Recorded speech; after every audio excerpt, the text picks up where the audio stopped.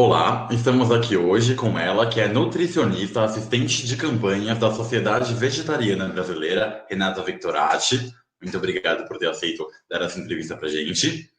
Que nos falará a respeito da anemia perniciosa, que é a anemia cometida pela falta de vitamina B12 no organismo. Por que é incorreto afirmar que as pessoas que seguem uma dieta vegetariana estrita correm um risco de ter anemia por deficiência da vitamina B12? Oi, Marcos, bom dia. Obrigada pelo convite. Bom, a primeira questão que a gente pode falar é que geralmente a vitamina B12 ela é bastante comentada no contexto dos pacientes vegetarianos, justamente porque nós sabemos que os alimentos de origem vegetal eles não fornecem vitamina B12. E aí, como fontes seguras de vitamina B12, nós temos as carnes, ovos, leites e queijo. Então, com isso, as pessoas erroneamente se tem a ideia de que a vitamina B12 ela só vai causar deficiência nos pacientes vegetarianos, já que são eles que não consomem as fontes. Mas o que é importante reforçar é que a vitamina B12, a absorção dela, ela está muito mais relacionada com o processo de metabolismo dessa vitamina B12 no nosso organismo do Uhum. que a ingestão. Então, não necessariamente você consumindo fontes seguras de vitamina B12 vai garantir que você tenha níveis adequados no seu organismo. Então, sendo assim, a gente vai se preocupar tanto com os pacientes onívoros quanto com os pacientes vegetarianos. E para a gente identificar isso, basta fazer um exame de sangue. Então, é super importante reforçar que os profissionais da saúde se atentem, independente do sistema alimentar desse paciente, em acompanhar esse nível de B12 no sangue. É possível que os afetados pela carência dessa vitamina relacionem os sintomas apresentados por ela a outra doença?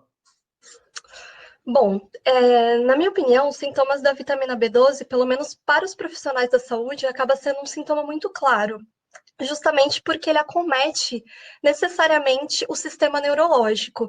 Então, quando você se depara com uma pessoa, um paciente que você vai receber sintomas relacionados à concentração, à memória, à falta de atenção, necessariamente a gente já vai identificar isso como uma possível queixa de vitamina B12.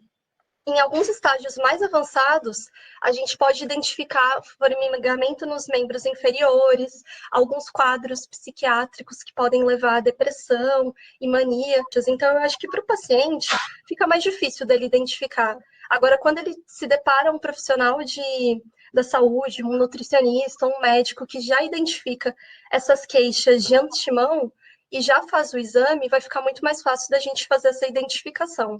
Mas agora, confundir com outros tipos de anemia, eu acho um pouco mais difícil, porque ele é uma anemia que vai ser direcionada diretamente ao sistema neurológico. Já existe suplementação suficiente e acessível no mercado?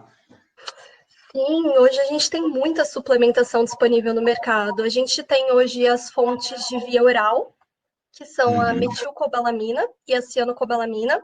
A metil, ela é a forma mais ativa, então é o que os profissionais geralmente indicam.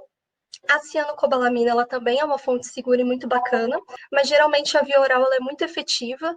A gente deixa mais a via intramuscular no caso de pacientes que têm quadros muito avançados, sistemas neurológicos muito atingidos, um paciente que está com uma vitamina B12 muito abaixo do padrão de referência, onde o paciente já está apresentando queixas clínicas muito importantes, e a gente não vai ter tempo de esperar que essa vitamina ela suba gradativamente. Então, a gente vai entrar com uma dose mais elevada e depois vai fazer a manutenção via oral, evitando que essa B12 caia. Mas essa formulação, ela já tem pronta de farmácia, a gente pode prescrever fórmulas de manipulação, que também são muito seguras e são muito bacanas.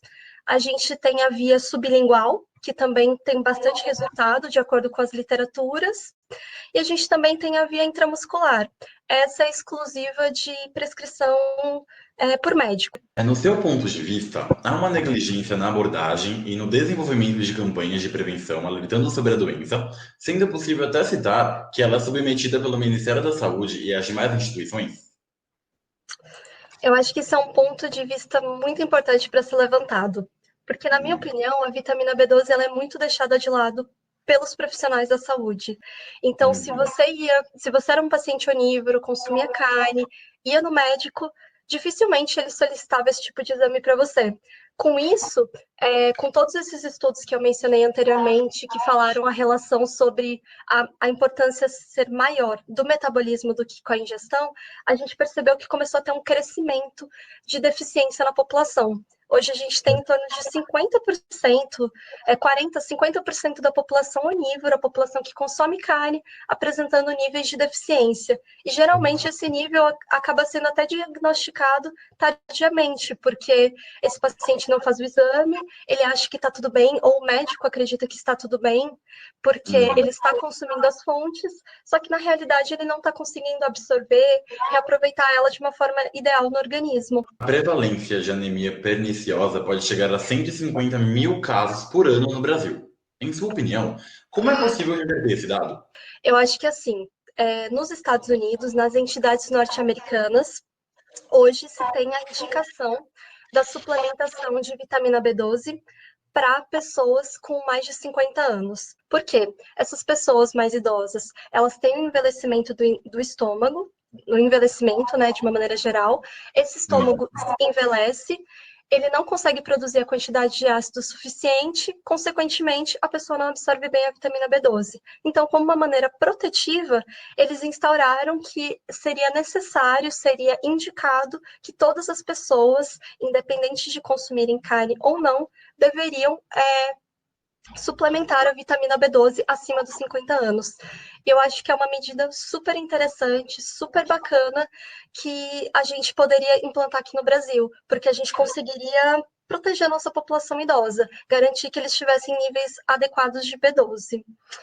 E outra sugestão que eu acho que seria muito interessante, que talvez esses órgãos já possam até estar pensando, assim como a gente teve altas deficiências de ferro e precisou ser enriquecido alimentos como farinha de trigo, ou quando a gente teve as deficiências de iodo e ele foi enriquecido no sal, que são alimentos consumidos pela população de uma maneira geral, eu acho que pensar em enriquecer alimentos aqui no Brasil com a vitamina B12 seria algo muito importante. Você gostaria de deixar algum comentário, alguma dica? Queria agradecer as pessoas que entraram em contato comigo, a todo mundo que está fazendo parte desse projeto, a você, Marcos, pela sua entrevista, a todos os alunos que de alguma forma estão participando por isso, aos professores que estão organizando esse evento, que pensaram nesse tema. E eu acho que é um tema muito necessário para se falar. E também é um tema muito necessário se falar sobre vegetarianismo dentro da universidade.